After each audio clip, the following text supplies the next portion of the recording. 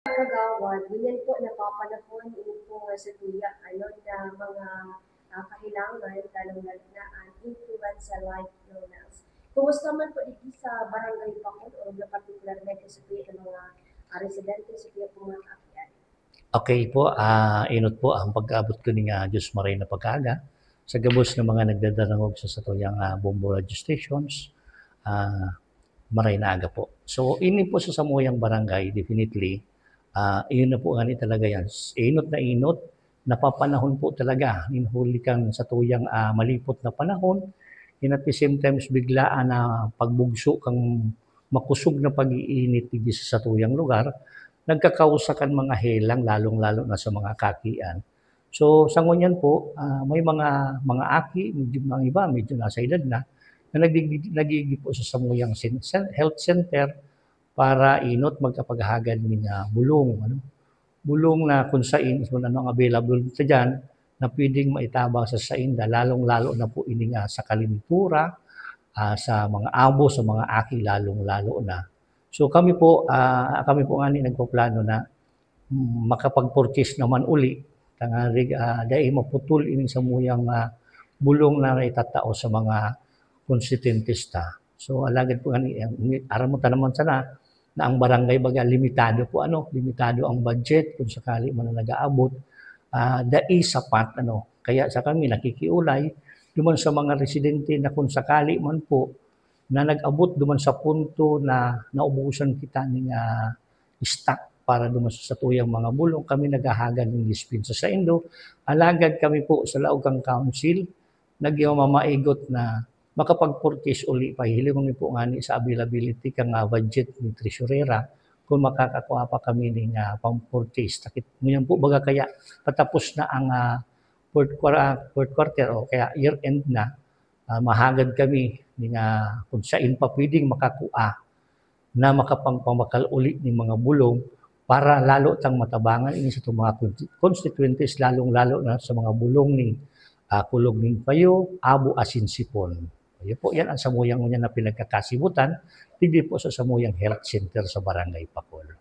May mga nag-house to inspect or monitor po sa tuya po mga residente? Okay, igo po kami na nag-monitor sa tuya po mga BHW, igaman po ng mga zone assign, sila po ang nasamuyang naatasan ng pag-monitor lalong-lalo na sa mga aki po.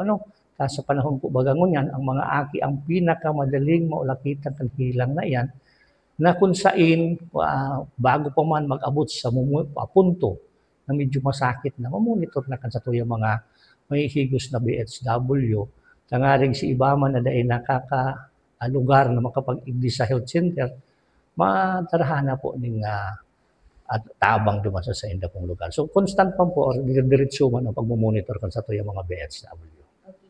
Regarding po duman sa bulong, about vitamins po. Yun din po, lalong-lalo yun rin po, vitamins siya po man po kitang kadikit.